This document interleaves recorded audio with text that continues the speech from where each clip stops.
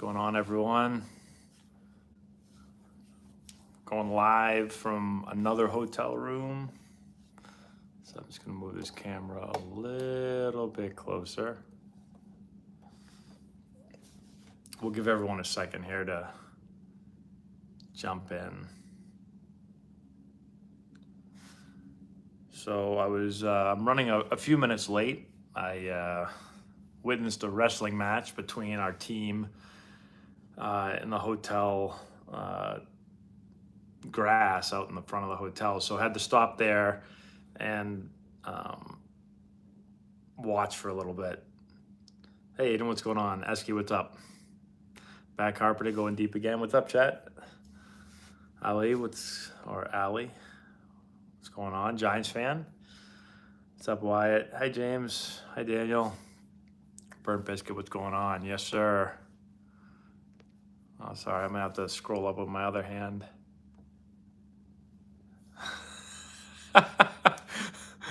Brian Mendyke, what's going on? Hi, Nick Villano. What's up, Drew? What's up, Mike? Hi, Daniel. How do you become a coach? Well, there's a lot of different ways you can become a coach, a lot of different levels. I wouldn't be too picky about what level you start off at. I think we talked last week, the best way to become a coach or better at coaching is just to coach. It doesn't really matter how old the kids are. I sometimes learn more coaching our young team than I do our older team. So whether that's coaching travel ball, coaching Little League, coaching, any level of high school ball, coaching rec ball, coaching, whatever it is, just get into it and start to learn, start to become a better coach, start to get experience, and then you can work your way from there. You'll meet more people. Connections are a big thing when it comes to coaching. It's a huge thing, knowing people. But then, you need to develop your craft, and so hopefully that helps. Hey, what's up, Noah and Travis? Hey, Dan. Yes, Seattle is on a run, chat. You're right. Javier, what's going on? Hello, John. James, what's up? Jordy. Hey, Wyatt. Juan Soto situation? Which situation? Well, I saw something I've been really busy lately. I've been traveling around the country, but I saw somewhere that he's turned down a big extension. I don't know if that's true or not, but what age should you start lifting weights for baseball? I don't know the exact answer for that. That's not my area of expertise, but I would say definitely by high school you should be lifting, and probably can lift even earlier than that. So I would check with someone probably a little bit better than me about that, but that would be my recommendation. What's your hotel room number? I'm assuming that's Mikey Geisler, and I will not tell you. You're gonna have to go bang on every door in this hotel, and there's a lot of rooms in it. Yeah, so when you hit off the tee, I like to kind of visualize a pitcher releasing a ball, so going into their windup, so I can work on loading myself. And the other thing is, because the ball is kind of right there, if you just stare at the ball, sometimes players will get turned way too much. If you look out and visualize you're hitting in a game, and then you get loaded and then you go to the ball, it'll be more of a realistic game swing. So that's how I would do it. You're welcome, Travis. A 1-9 pop time is great for anyone. So yeah, if you throw a true 1-9-5 pop, then yeah, that's really good. Albert in the home run derby, we'll see. I don't know if he's got the. He's a little bit older now, but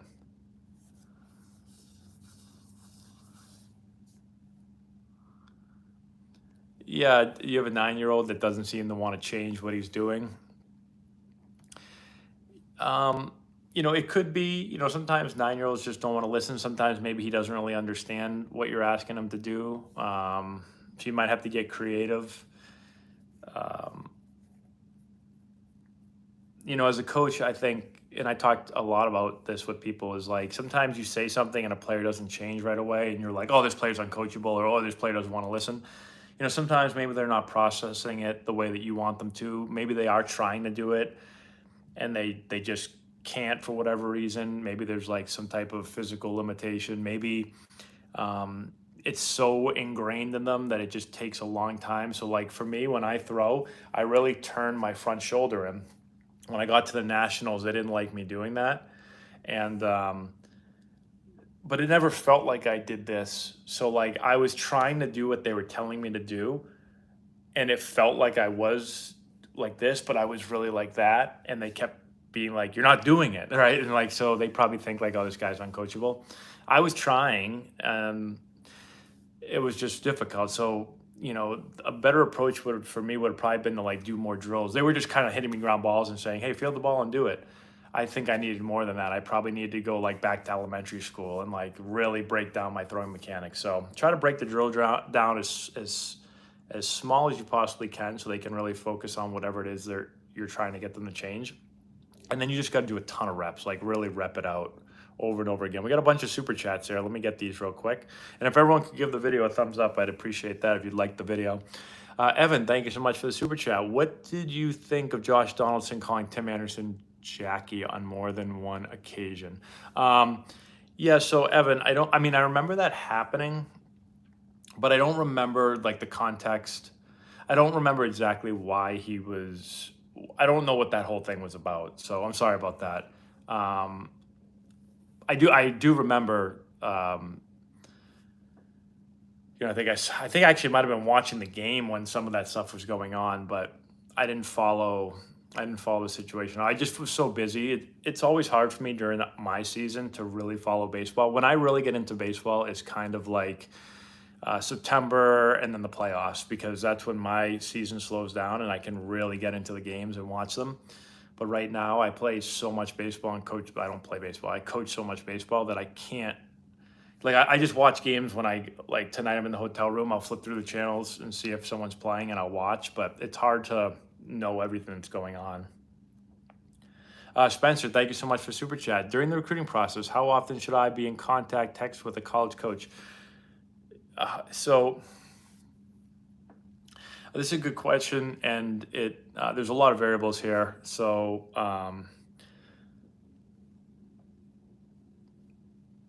let me just read it one more time.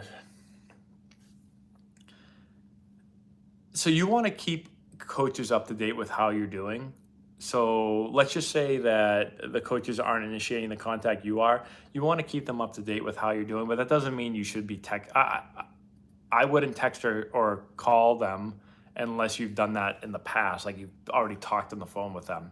Email is usually the best way to do it. And so you can keep contact with coaches and let them know, what your schedule looks like, where you're playing, if you're a pitcher, when you're pitching. I wouldn't email them and be like, "Hey coach, I went 3 for 4 today," and then the next day, "Hey coach, I went 2 for 3 today." Like that's going to drive them insane. So don't do that. But maybe once every couple of weeks, just update coaches on how you're doing, where you're playing, what your upcoming schedule is like. If they never reply, then probably take the hint that they really don't care. If they do reply, then you can continue to send it. But just be careful that you're not like spamming the coaches. Some guys try to spam them. Now, if you're actually being recruited by the school, they should probably be keeping in contact with you. So you probably won't have to worry too much about reaching out to them. Hopefully that makes sense. It's a little tough of a question because I need to kind of know like the prior history you have with the school and all that. Thanks, Kerry. Ending a slump. Anytime you're struggling as a hitter, I always say there's 3 things that you can look at. So the first thing is look at your pitch selection. Are you swinging good pitches? Sometimes guys go into slumps and they start swinging at everything. Or sometimes guys go in slumps, or girls go in slumps, and they don't swing at anything. They get super passive. So look what you're swinging at. If you're swinging at good pitches, then you can look at your timing. Are you late or are you early? Like, are you not getting ready to hit on time? A lot of times guys are late or gals are late. So look at your timing. Are you prepared to hit? If your timing is good and your pitch selection is good, you can look at your swing mechanics. Sometimes you might need someone else to look at them for you, because hitters, sometimes it's tough for them to see what's going on in their own swing. And then other than that, and really kind of simplifying things and thinking about, I always thought about using the middle of the field, hitting a line drive off the pitcher's head. Sometimes when players get in slumps, they try to do too much. They're 0 for 10, and then they think in one at bat they can get those 10 bad at bats back by like hitting a homer. And so they try to press, they try to do too much. So simplifying, just trying to hit a nice line drive back through the middle of the field. So hopefully something in there will help you. Yeah, Gavin Sheets, Wake Forest alum, you're right. What's up, Doc? How do you get the kids they have to go? How do you get the kids they have to go out of the zone when I was calling it? Okay, Chad, I think I know what you're asking me here. So if the umpire is calling a lot of strikes, the zone's really big. Got to get players to expand. Yeah, that's a good question. Like, because you don't want to you don't want to teach the kids to just swing on anything, but at the same time, you do have to adjust to the umpire. Hopefully, umpires, when they have bigger zones, like maybe they'll be bigger to like away to a righty, or maybe it's into a righty, right? Hopefully, it's not just everywhere. Maybe they call a lot of balls or a lot of pitches up for strikes, or down for strikes, right? And so if you have an umpire like that, well, then you can make an adjustment and you can tell players, right? So like if everything the umpire is calling is away to a righty, then your adjustment can be, hey, let's get way up on the plate here, and let's, we're going to have to protect that pitch. Same thing, if it's high, maybe we've got to look up in the zone a little bit more. So I would see kind of where the umpire is calling them. If it's just a bad umpire is calling everything's a strike, hey, for that game, you might just have to say, hey, fellas, like, one is we have to be more aggressive early. So early in the count, you got to be aggressive. You can't be up there taking, because we don't want to get the 2 strikes, because at 2 strikes, like anything. Hold on one second. All right, Lemon Squeaker, you're starting to make me mad. So you're going to go in timeout. I lost my train of thought. Yeah, if the umpire's calling everything, then, you don't want to get the 2 strikes, obviously. So you might want to attack early. So you get a good pitch early, you got to swing at it. You can't be super passive. You can't be super picky if you're facing an umpire like that. All right, let's see here. Oh, Brian Mendyke. How much to twerk, though? Asking for a pal, Gavin. Oh, man. Is that actually a picture of Coach Menduke right there? I can't tell. But that's fantastic. That was pretty quick of you guys to make I don't know if you have to make a channel for him. I don't know how it works, but let's see. Is a portal more bad than good for college athletes? I read it that 90% of the kids in the portal of high baseball aren't getting picked up. Thanks. Yeah, so the portal's interesting. We were just having this discussion outside when I was with our team. You're handsome in bad lighting. Thank you. I appreciate that. So the portal's interesting.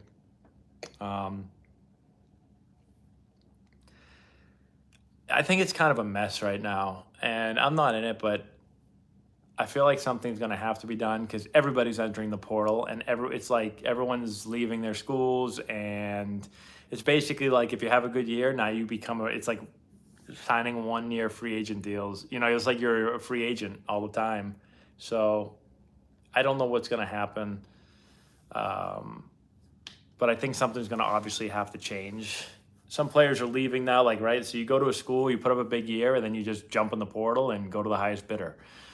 And some of the schools, like, are able to, and especially now with like the name and image and likeness stuff, like, I don't know, there's a lot of things going on in college sports and baseball that will be interesting to see how they play out.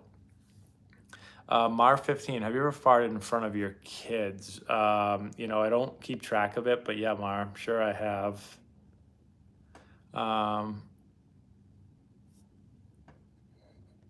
Let's see. How do I feel about the White Sox? I haven't followed the White Sox, but yeah, with the talent on their team, I'm surprised that they're under 500. Do I still respect Tony La Russa? Yeah, Tony. Like I said before, most big league managers have forgotten more about baseball than I know. So, yes, I think it's easy for most people to just watch. Oh, we've talked about this with players, but it's very easy for people to just be like, "Oh, oh, that guy stinks. Oh, he's."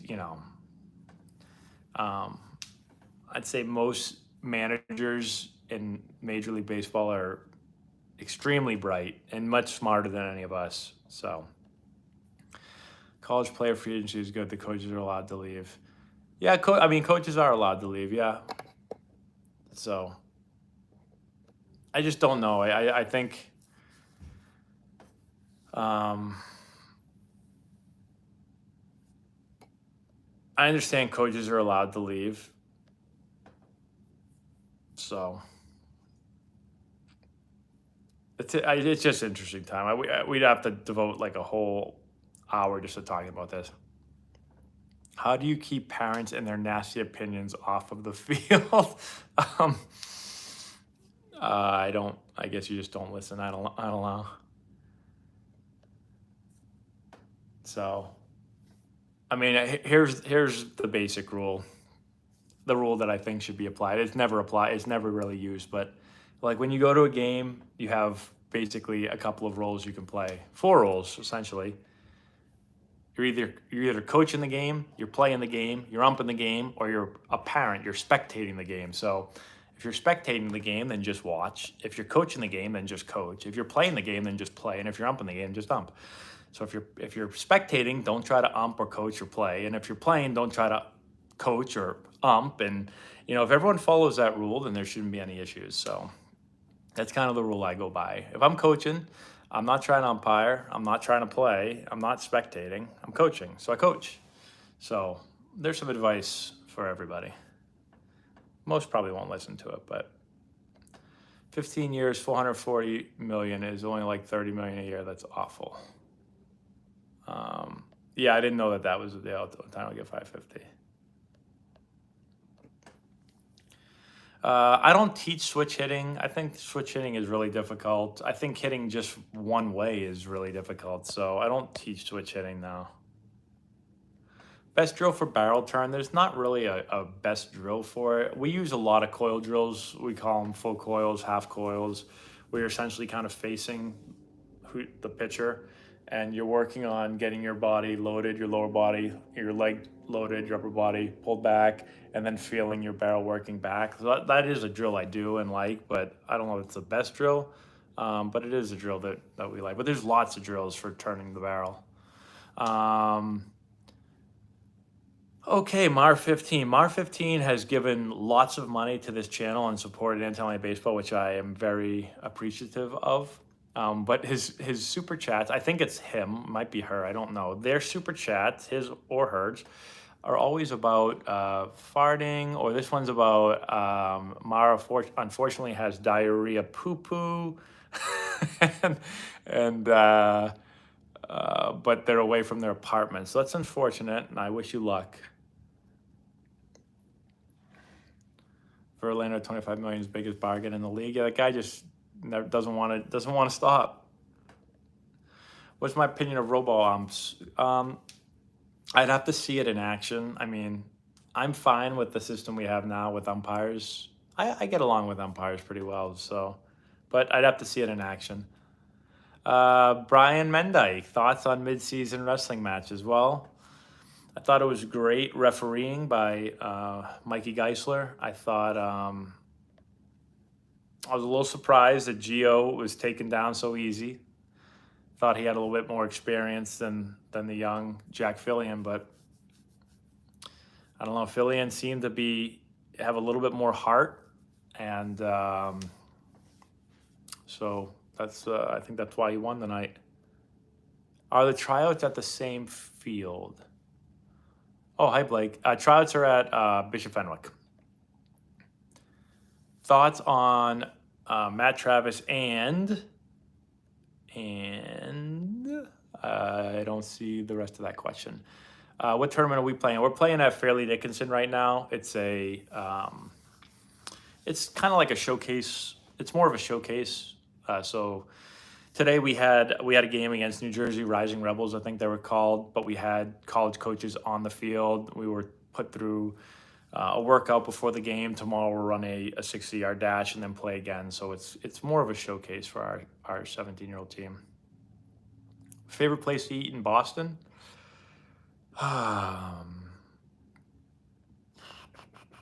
Usually when I go into Boston to eat, I usually go to like a steakhouse. So, I'll go in to go to like Del Frisco's or like Ruth's Chris or something like that. So I don't go into Boston a whole lot anymore because I'm old now and I have kids. And so, we don't go in a ton. But if I was going to go into Boston, I'd probably just go in for a nice steak.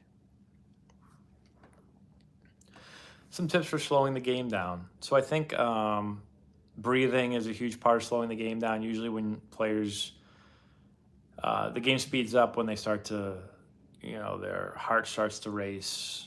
Then your mind starts to race and then you start sweating and, so breathing really helps out, helps you kind of be in the present and, players get sped up when they're thinking in the past or in the future, right? So they're worried about the past. Oh God, they're worried about what just happened, or they're anxious about what's going to happen down the road instead of just focusing on the present.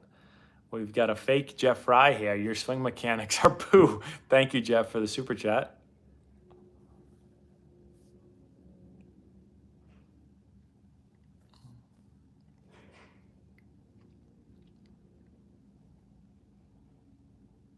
Is 11 years old too soon to start a weight program again? I'm not sure. I think 11 is pretty young. Are there things they can do? Yes. Again, I don't know if I'm the best person to ask if 11 is, what an 11-year-old should be doing. I am tired though. I woke up early today, 5 something. We had an 8 o'clock game today. What do you think of players selling their stuff for cash? I just saw the Yankees cut their minor leaguer for doing it. Oh, really? I don't know. It's their stuff and their signature, so.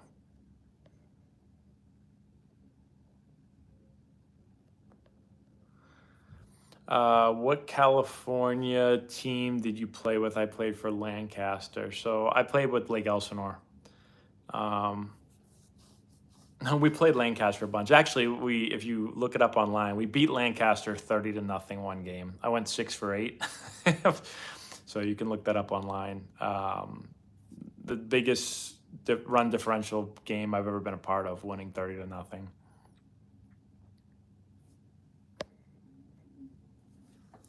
Did I have any high school or college teammates that played in the bigs? Yeah. Alan Dykstra, my college teammate, played in the bigs.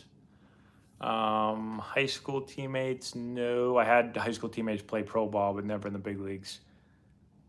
Let's see. And I had a lot of college teammates play in pro ball, but I'm trying to think who made the big leagues. I know Alan made it. I don't know if anyone else made it. Hello, son.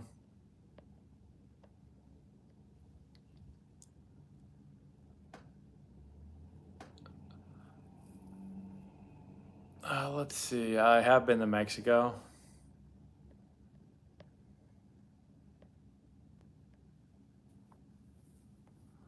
Is being on a showcase team really a necessity? I'm an upcoming freshman and want to continue to play baseball, potentially even in the college, but I feel as if it's too late. It's too late as a freshman?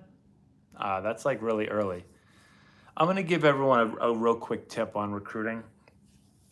Recruiting has become a huge business, right? There's showcases and college camps and there's these advisors and there's travel ball teams like our team and so there's all these things that it's a huge business. Recruiting in college baseball is a humongous business, and so a lot of people want to make you think that you are behind because they want you to purchase their product or service.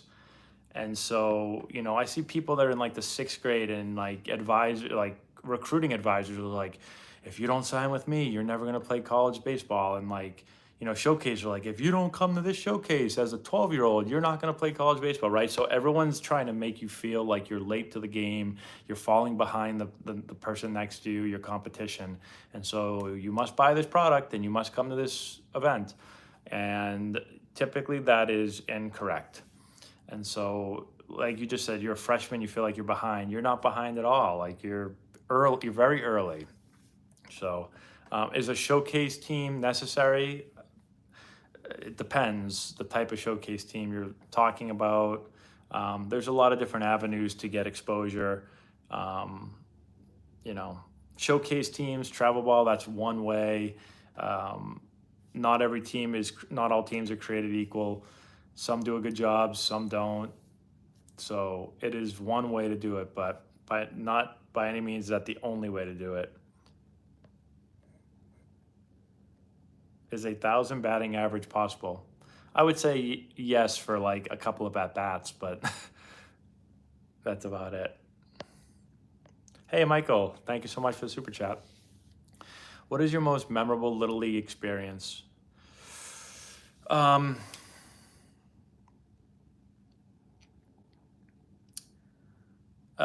That's a good question. When I think about Little League, I always think about my first home run ever. So like when you just said Little League and I thought Little League real quick, I thought about my first home run. I thought about winning the championship. We won the championship 2 years out of my 3. We lost in the championship my 10-year-old year. So I think about winning championships, think about my first home run.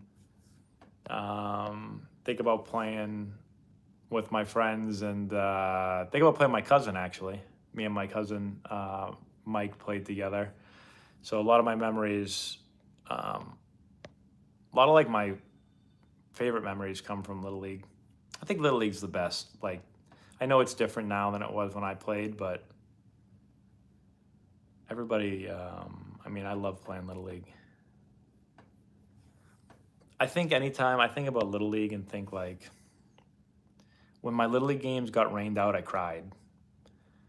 So you know that you enjoy doing something when you cry when you're not able to do it. And I haven't cried over missing baseball games very much since Little League. So those were some of the best years of my life when it comes to baseball. Cameron, thank you so much for Super Chat. My 9U son appreciated the shout out before the summer. You're welcome. His name is Bentley and he hits dingers. He wants me to ask you to watch one here on YouTube. I will. Tell Bentley I'll check it out once I get off of this. Tell him good luck too.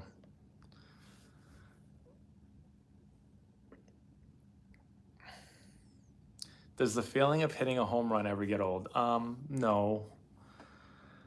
I would say that a couple things. Hey, Rex. Baseball is a super frustrating sport. I have so many memories of like being a college player and a pro ball player, where I just like was like I want to quit. Like this game is like driving me insane, and so it can be like really really tough on you mentally. But at the same time, yeah, everyone hit the like button. At the same time, the feeling that you get when you get a hit is a feeling that I think keeps you like coming back to play. At least for me, like when I would round first base, that feeling was better than better than most feelings. And then like hitting a home run, that feeling is unbelievable. It's weird. Almost sometimes when you hit home runs, like at least for me, you almost like it's a weird. You round the bases and you almost don't even. It's like feels like you're not even like really there. It's an interesting feeling, but I always thought there's nothing better than when you get a hit and you just get on base.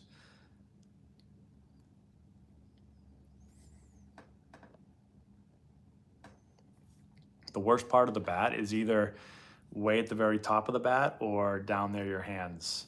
I would say down near your hands is probably the worst part. I've never met Derek Jeter. No, it's one player I did not meet. I did pitch in high school. Yep. You're welcome, Alex. Any tips on opening a baseball facility? Jack Antonelli, hey son. Thoughts? Opening a baseball facility. So we actually don't have. We've never had our own facility. We've always rented facilities, like rented space. This year, we're actually leasing our own space, so we will have our own facility. So I'll answer that question soon. Am I watching the home run contest on Monday? Yeah, I'll watch it. What's my opinion on chess? Actually, me and my son were playing chess, and I was trying to teach him the game, and he seemed to enjoy it, but it was a little complicated for him. I've never been into chess, but I've played chess. I just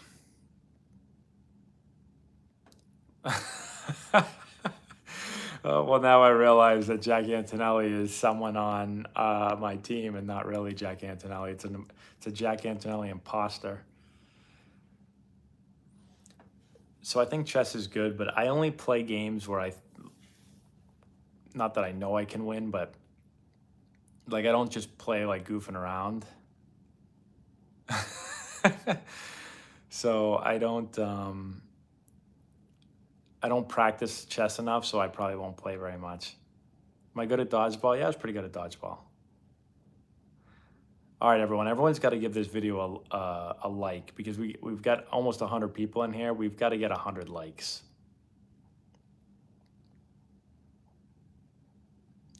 Robot umps, I've been asked that a bunch tonight. I have to see it in action to really know.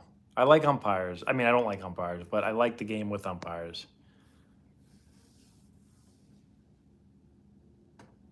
What do we charge for tryouts? We charge pretty much what everyone charges. So I feel like everyone charges basically the same amount. So ours is $25 or $20 or $25, I believe, for a returning player, and then $40 for a new player.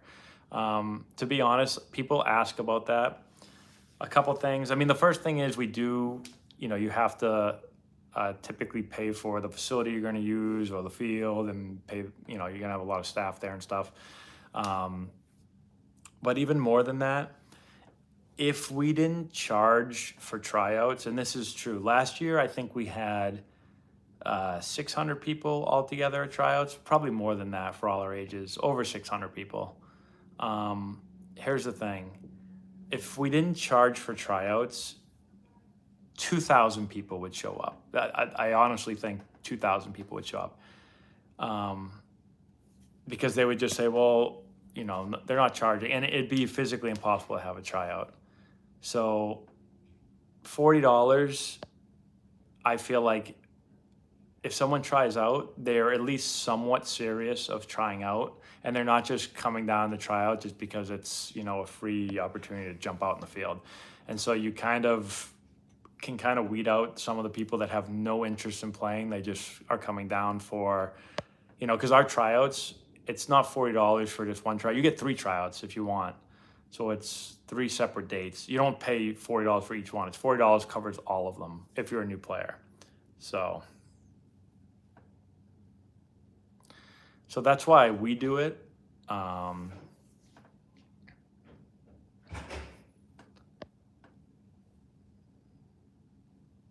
do you stop from, but anyone that thinks, like some people, I've heard that a lot, like how can you charge for tryouts? I think everyone charges for tryouts, and honestly, like over the years, I've never made any money off of tryouts. The money that comes in off of tryouts has always basically gone to paying for everything that we use for the tryouts. Sorry, no, I was right. I think a lot of people actually, I don't get into this really that much, but like, I think there's a misconception that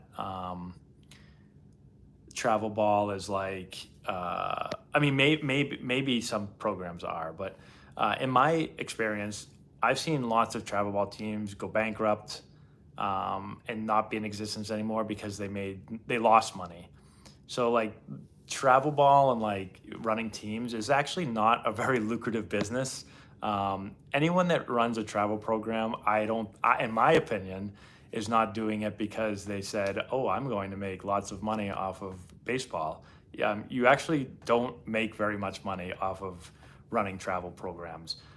There's other ways that you can make money when it comes to youth baseball, but running a travel program and having teams is probably the worst way possible. So that's just a little insight. Again, I'm not a business expert, but the margins on travel baseball teams are very, very, very, very, very low. And any smart business person would probably say, you're an idiot for running that business. So, like, one of the reasons, like, I don't run Antonelli baseball because I'm like, oh, Antonelli baseball is going to make me a lot of money. Like, I run Antonelli baseball because I like to coach and I get excited to help players and coach them. And everyone on our staff is the same way. Like, none of our coaches really make any money. And when you factor in the gas it costs to go everywhere, it's almost like volunteering. So that's like the honest truth. I know a lot of people don't think that. You see people online, they're like, oh, these, travel ball programs and they're millions of dollars. Like, that's not how it works. Cameron Llewellyn, thank you again for your super chat. My back hurts from leaning over. I need to sit back or something. One of Bentley's dingers. All right. I don't think I can watch that right now, but I can definitely go watch it afterwards. When's the last time Laura busted your chops? Well, I haven't seen Laura in quite some time because I've been away for a long time, but I would say Laura and I bust each other's chops a good amount. Hey, thanks, Frank. How would you teach pitch identification? So, hold on, everyone. I need to fix my chair. Let me see if I can go a little bit lower. My neck is, oh, there we go. Good, that's better. My neck was killing me. How do we teach pitch identification? So, in order to identify pitches more, first you have to just see a lot of pitches. Now they've made some technology like Win Reality and different things where you can see pitches without actually being facing a pitcher, which is interesting. But really, pitch identification is about seeing pitches, whether that's tracking in a bullpen, hitting in a game. Let me back up a second. It's not just about seeing pitches, but it's about seeing the pitch and then making a decision to swing or not. I think that's a big component. So some people think that just looking at the pitch helps, and that might help a little bit. But if there's no thought of swing or don't swing, then you're not really getting that much better pitch identification. So there's different ways you can do it. But you want to combine seeing pitches, right? Learning what the ball looks like out of the hand, right? And it happens fast, but you start to learn, right? What does a curveball look like out of the hand? What is the position of the wrist and the fingers, and what does the ball look like? And how does the ball come out? Does it come out up like this, like a curveball, or does it come out more like this, like a fastball, right? So, wrist position is different, fingers are different, ball looks different. The way the ball comes out is different. The way the ball spins is different. So you're seeing all this, but then you're putting that together with, am I swinging or am I not swinging? You combine those two. There's lots of ways you can do it, but you have to make sure you have both of those components together. And then you can work your pitch recognition.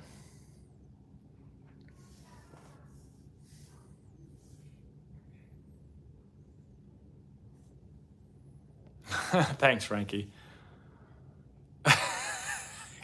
Gavin Daddy Hugh.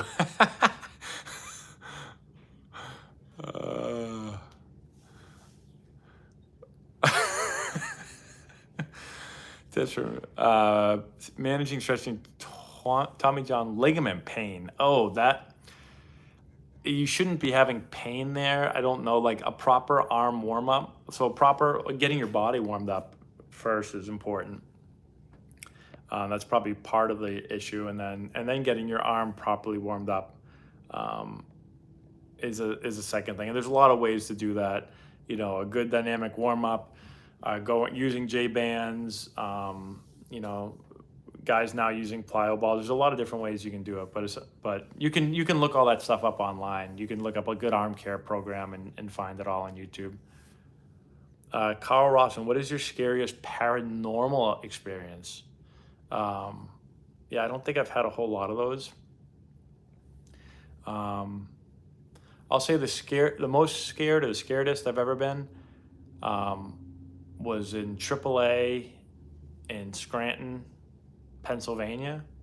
Um, we stayed at a hotel that was said to be haunted, and a couple things happened. I think this was all in my brain, all in my head.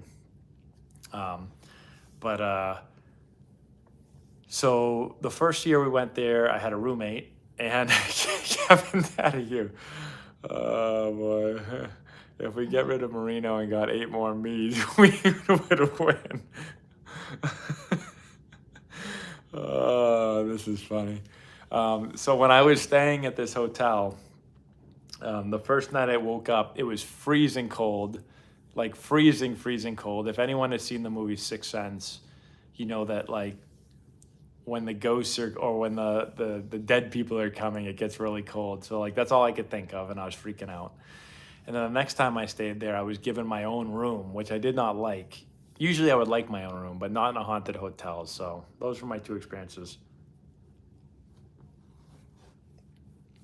Sixth Sense is a great movie.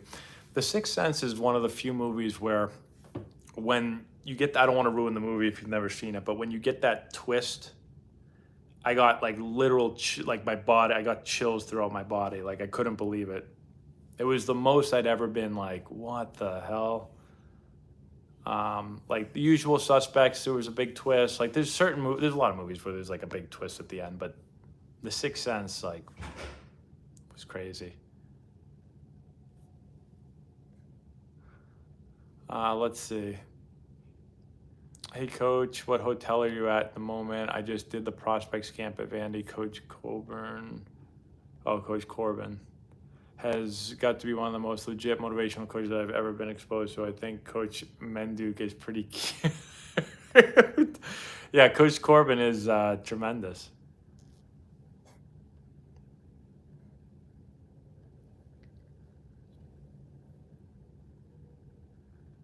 Six-day series and universal day off. I mean, I think keeping the travel to a minimum is a good idea, and I think having days off is a good idea. There were days in the minors where it felt like we played like 25 days in a row. And I just thought that was like crazy. I always felt like the minor leagues was like we're gonna beat the ever living crap out of these guys and like see who can just continue to just like push through. And I mean, I guess no, I don't get it. I don't understand why it would have to be like that as a professional athlete. Like you can still see who can make it to the big leagues, who has the talent without like some of the horrible conditions that we went through. I stayed in a hotel with Charlotte one year. Lackawanna Station is an old Civil War train station, kept soldiers' bodies underneath it. Is that the one you're talking about in Scranton? That's the one I stayed in, the railroad station underneath. They used to say that at night, a lot of the people staying in the hotel could hear the train going through they'd hear like the train. I never experienced that, but what do players do during the All-Star break? Usually they go home. If they're already at home, then they relax, but I used to go home. How did we do in the Boston Open? My team did not play in the Boston Open. Our 16s did, 17 gold did, 15s play. We had a bunch of teams in the Boston Open, but my 17-year-old team was actually in Georgia during the Boston Open. Scranton, PA, yeah.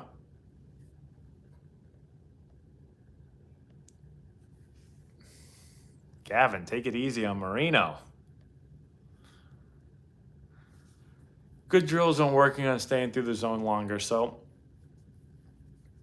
any drill that gets you to learn how to not shift forward and how to keep your lower body and your upper body loaded as you stride forward, is a huge part of it. And then there's so many drills. It's hard to say like what's the best drill. I don't know. If you go on our YouTube channel, which you're on right now, though, I have drills up there. I don't have a ton. I give away I've made like thousands and thousands of videos, instructional videos.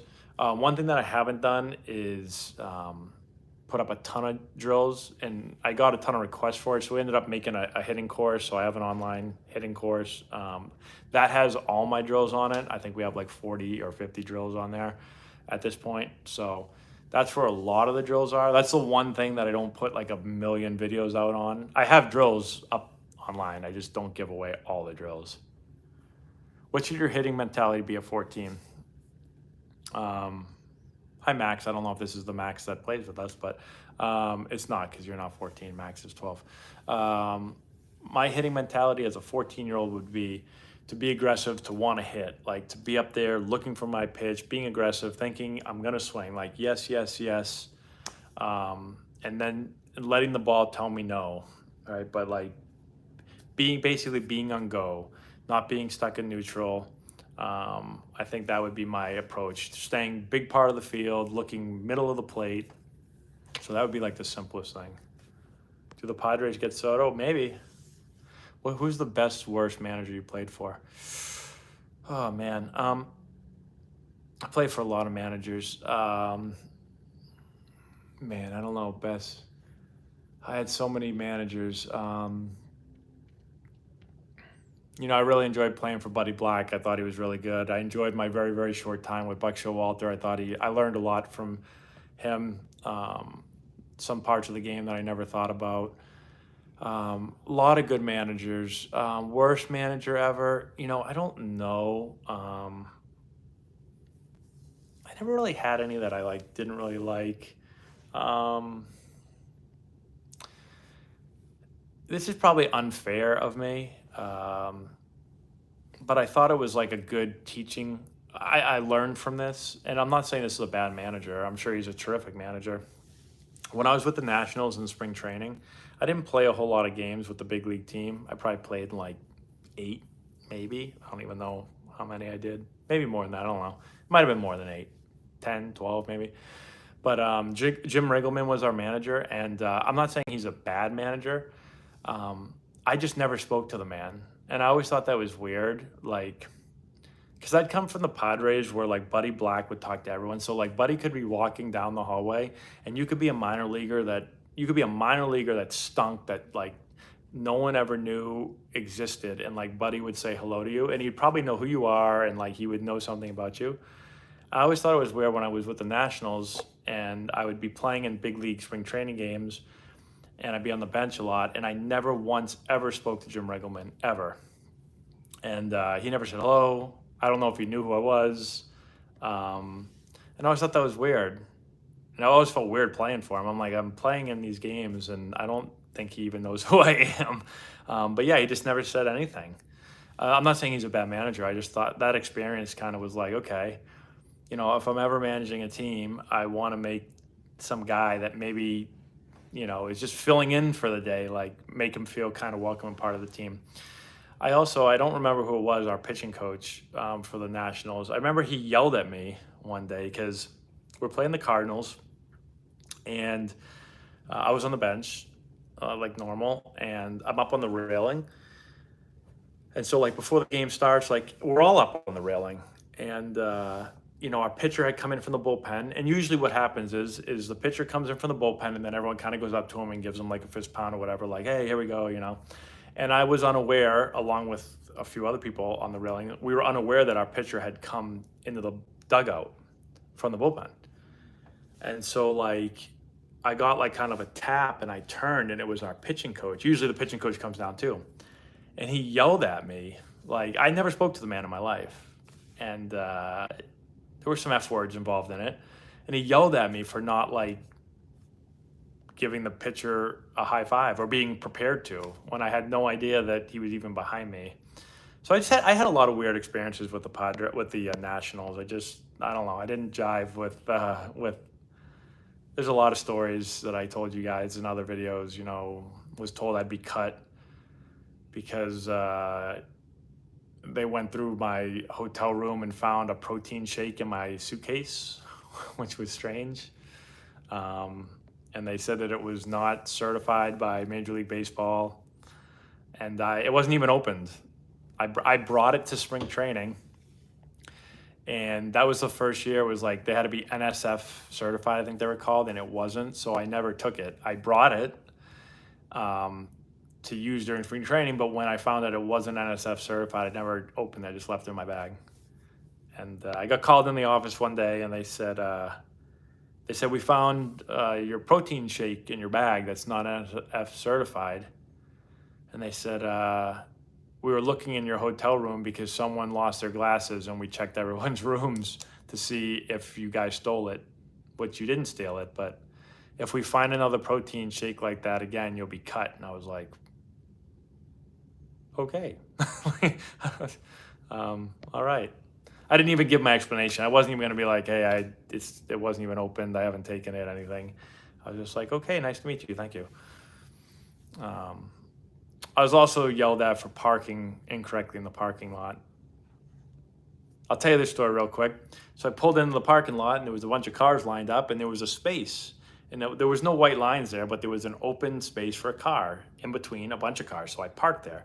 And everyone left at the end of the day, and I was usually one of the last ones out of the clubhouse. So when everyone left, and my car was one of the few cars sitting there, I had parked in 2 spots. But the only reason I was in 2 spots is because when I pulled in the morning, there was a spot there, and I pulled into it. So no one was in spots. Everyone just parked randomly, and I just pulled into the space. So they yelled at me for that one too. I got yelled at more for being with the Nationals than I ever have in my whole entire life. I don't know why.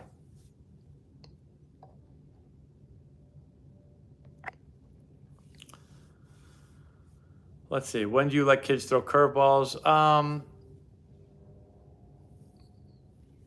don't know. My son's 7. He throws a curveball. He throws it pretty good. He throws it properly. I let him throw it. He mixes it in every now and then. So I don't have a big problem with curveballs if you throw them properly. But I also wouldn't have him throwing breaking balls all the time. Like, he throws fastballs most of the time, and he throws a curveball every now and then.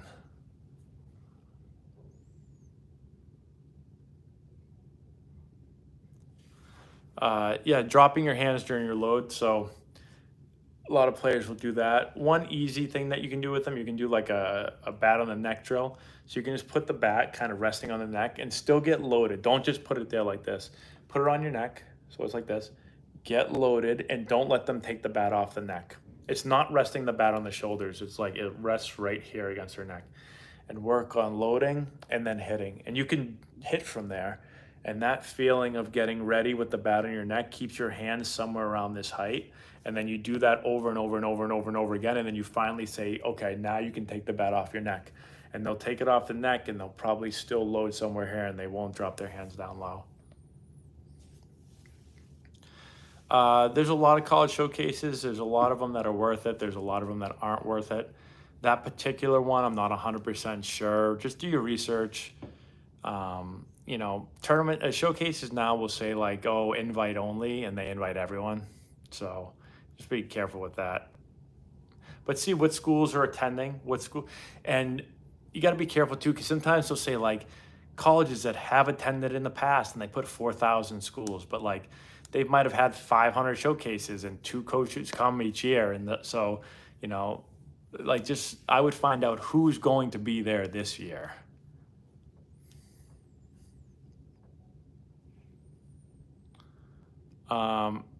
So I think that when you get ready to hit, you have to get into a position where you can feel your back engaged and your arm is behind your hand somewhere like this. Now, whether you start like this, that's fine. If you start like this, then you're going to have to get here. So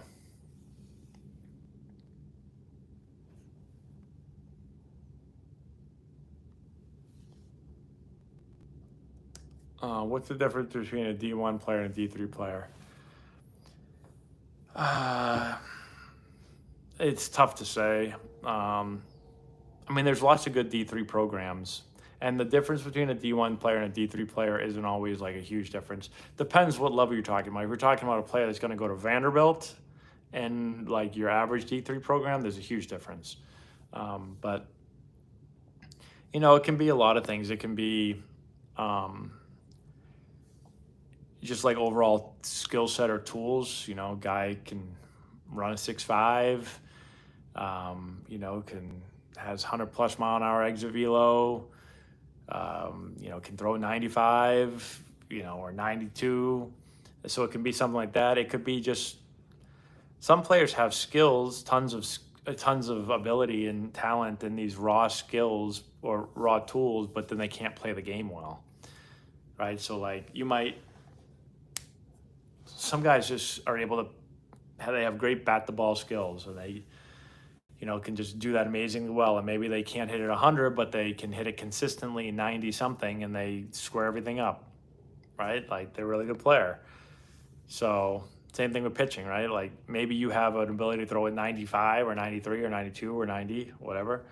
Some guys maybe can't throw as hard, but they're just able to put the ball where they want. They can spin a good breaking ball. They can make it move and throw for strikes. So there's a lot that goes into it, I guess. Do you like country music? Thank you, Carl, for the super chat. I do like country music, yeah.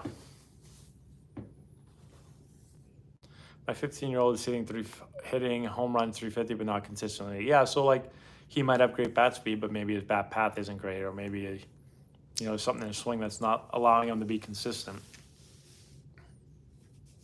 Do I ever get tired of baseball in general? No, I haven't really gotten tired of baseball. I could do baseball all day long. I do baseball all day long. Baseball and football are two things that I don't get tired of. I never get tired of football, and I never get tired of baseball.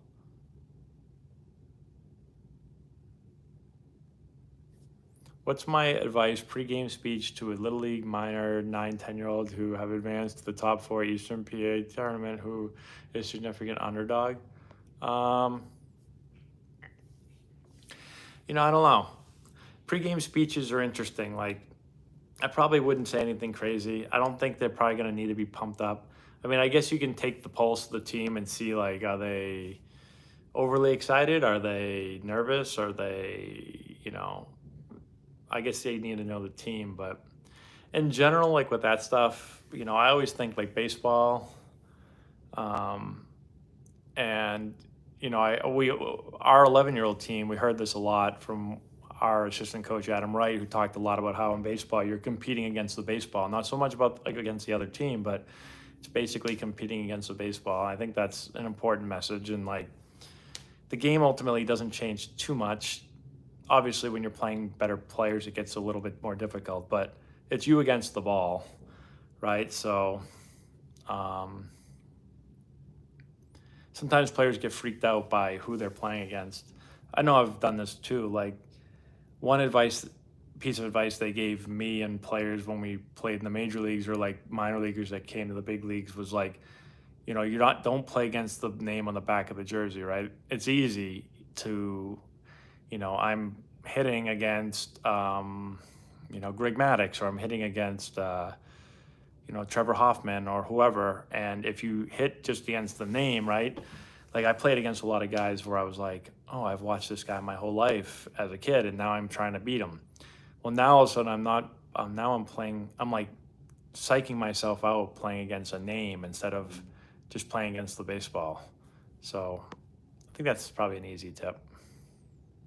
Thoughts on baseball genetics? Well, I think genetics play a big role in everything.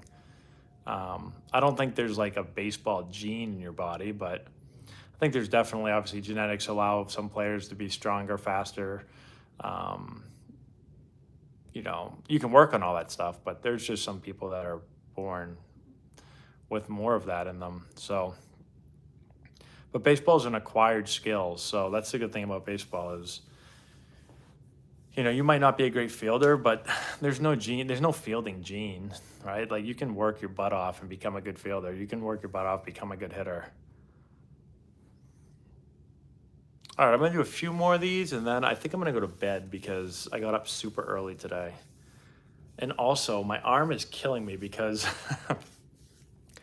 this morning in the cage, There was a hole in the L screen. The netting was ripped in the top right corner, and I looked up there and I was like, what are the chances I can get through this batting practice without a ball hitting off of the bar and coming down and smashing me in the face?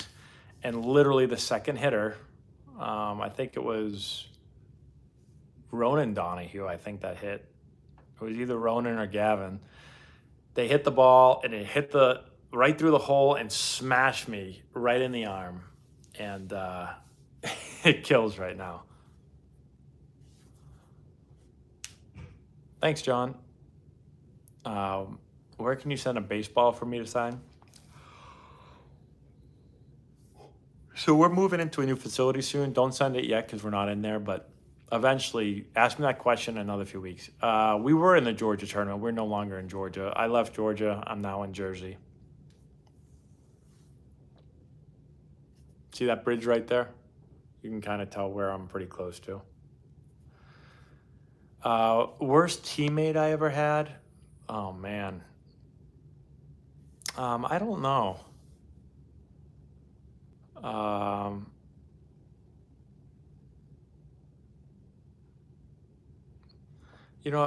don't, no single teammate pops into my mind. Oh, that's the Golden Gate Bridge right there. I don't think that's the Golden Gate Bridge. I'm pretty positive that's not the Golden Gate Bridge. I mean, I don't know bridges super well, but I'm pretty sure it's not the Golden Gate Bridge. Richie Gibbons.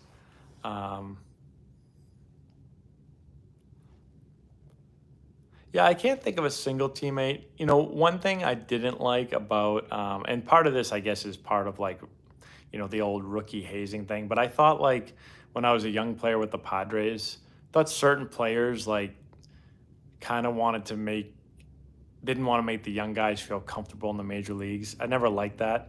I've talked about this in the past. They kind of like, they big league. The saying like, oh, you got big leagued, like they kind of try to do that to you. And some players did that when I was a younger player that I didn't really like. Thanks, Jet. Good night.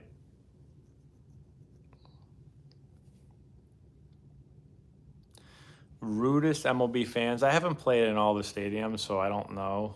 I never really encountered rude fans. I got heckled a lot at Dodger Stadium because like the fans, when you're on the on deck circle, the fans are actually like they're almost like below you, but they're like right there. I guess they're right there in most stadiums, but I used to talk to the fans. They would like be making fun of me or yelling at me or whatever, and then I would just start talking to them, and then they would be my friend. And then every time I'd come up, they'd be like, "Hey, what's up?" And so that's the way I usually did it. Just was nice to them, and then they become your fan really quickly.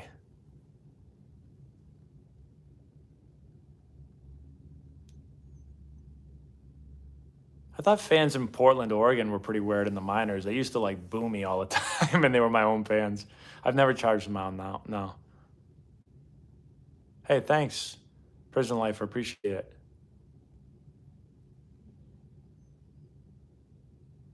Nate Diaz? I don't think so. Yeah, James, were you nervous walking to new clubhouse? Definitely. Um, probably most people don't like to, but I never like to, I always feel a little uncomfortable first time in a new situation.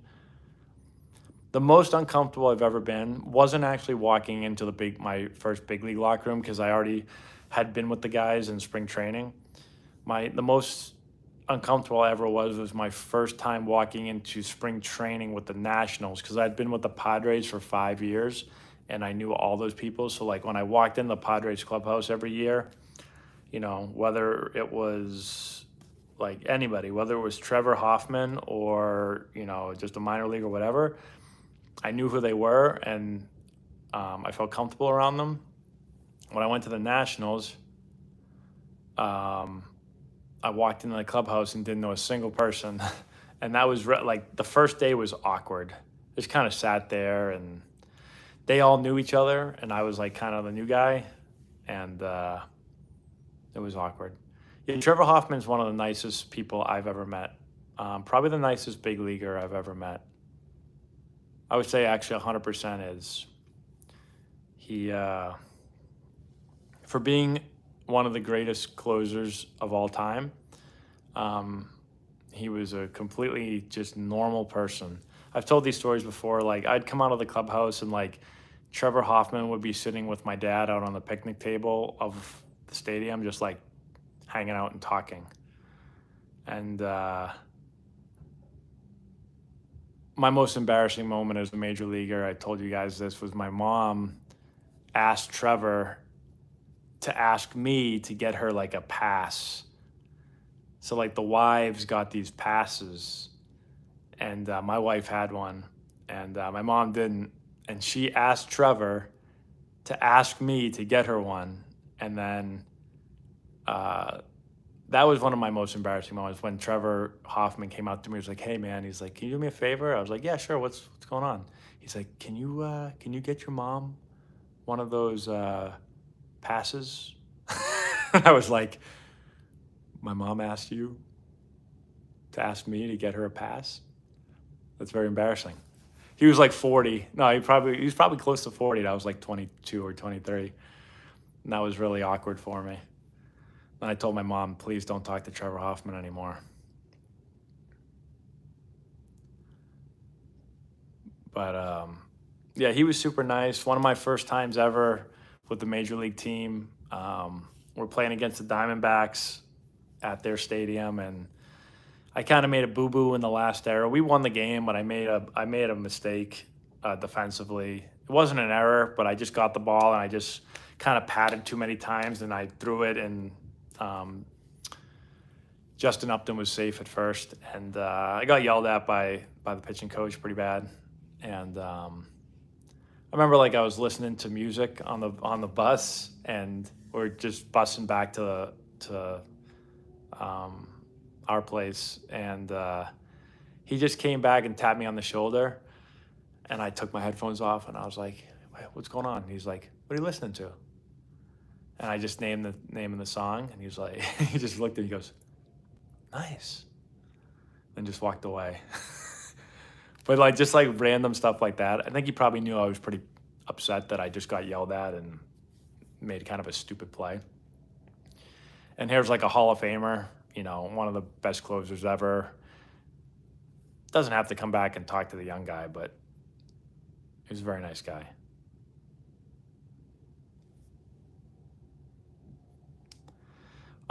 Yeah, there were definitely pitchers in the minors I hit really well against. I don't remember all their names, but there's guys you just see the ball really well against, and there's guys you don't see the ball at all against. But there's definitely guys that are pitching. When you see their name pitching that day, you're like, it's going to be a good day. And there's guys that you're like, going to be a horrible day.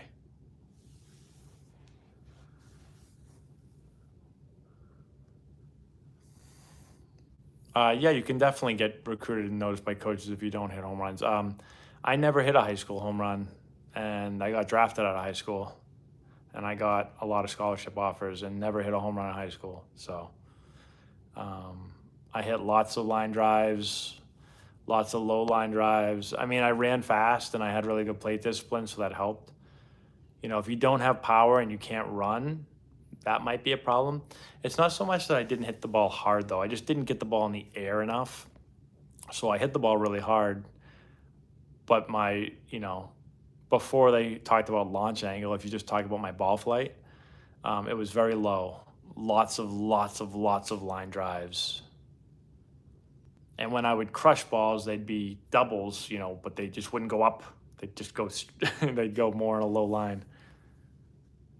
I don't mind players pimping home runs. I always wished I hit the ball far enough that I could pimp a home run. Hardest pitch was usually a split finger. Splitter is always really tough. A good slider, a good right-on-right slider, so a good righty slider is hard to hit. I prefer wood bats.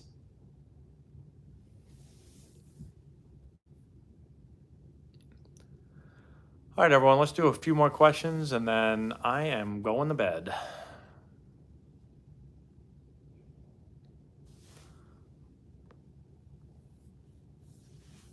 We'll go maybe like two more questions. Who has one?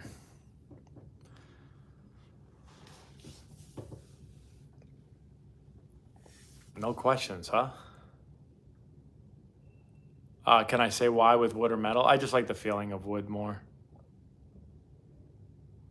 Why does everyone throw 100 now? I think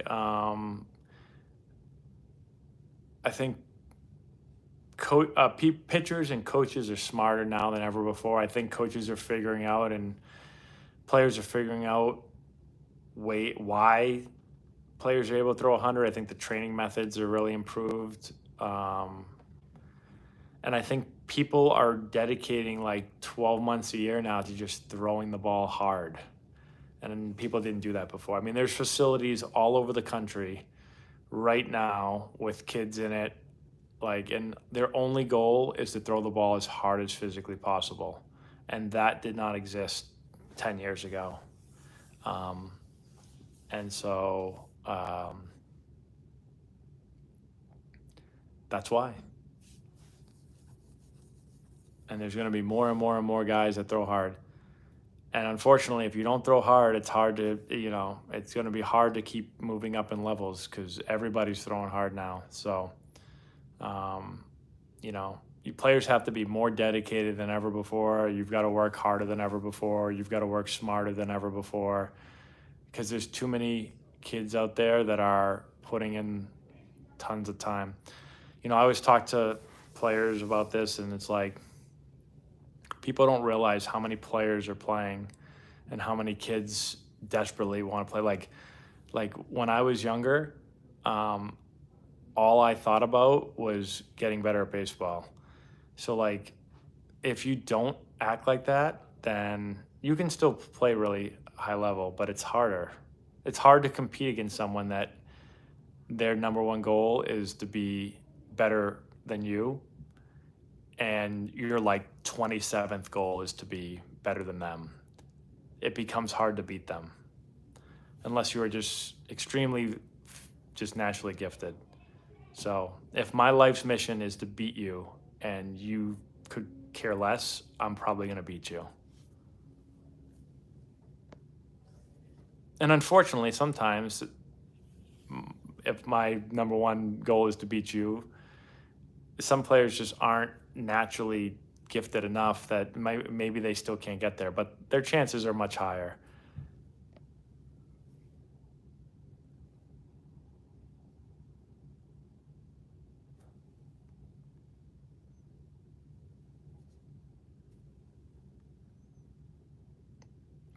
Is it possible to live off a minor league salary? Not really. Thoughts on Adrian Beltre? Did something happen to him? I don't know. I haven't turned the TV on in like 3 weeks. Adrian Beltre is a great player. He was a great player.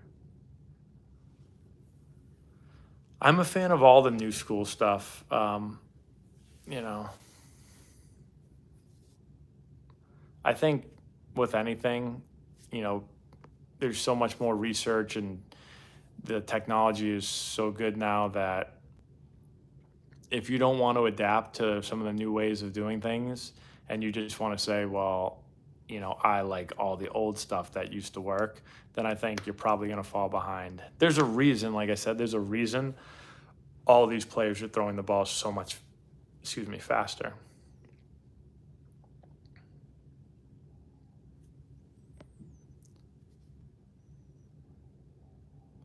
Did you ever have to mentally overcome injury? Yeah, I've been injured like a million times. I missed like almost 500 games, I think, in my career from injury. I've had 3 wrist surgeries. I've broke my hand. I've hurt my knee. I've pulled my hamstring. I've hurt everything. I've almost broken fingers, and I've gotten, I think, 40 stitches in my face from colliding with a catcher, and been injured a million times. So injuries are very much mental. They're physical, but they're mental because, I've missed a full year before. I broke my hand and had wrist surgery in the same year. That takes a toll on you mentally.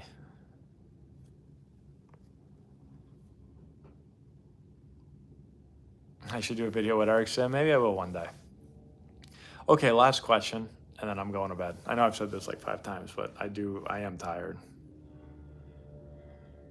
Let's see who the last question is going to be. Ugh, definitely tough switching clubs. Is it possible to hit 400 in the major leagues today? I think in a full season it's impossible. I don't think anyone will hit 400 again in a full major league season. I think the pitching's too good. I think the bullpens are so good. I just think it's just too hard. Hitting 300 in the major leagues is really hard now. Hitting 400 is almost impossible. Hitting 400 is impossible. Oh yeah, we got to get one more like, and then we'll be at 100. Thank you. Dansby Swanson, great player.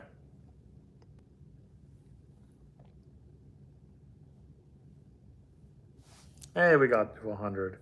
All right, everyone. Thanks so much. Whoops. Thanks so much for hanging out tonight. Hopefully, I helped you with some of these answers. And again, we make tons of videos, or I make tons of videos, and we have other people on the channel as well. So a lot of the questions you're asking, I've probably made videos on them. So if you want to check out our channel and look for those videos, I think that'll help. So that's all we got. Thanks so much. I'm going to go to bed now, get ready for a good day of baseball tomorrow.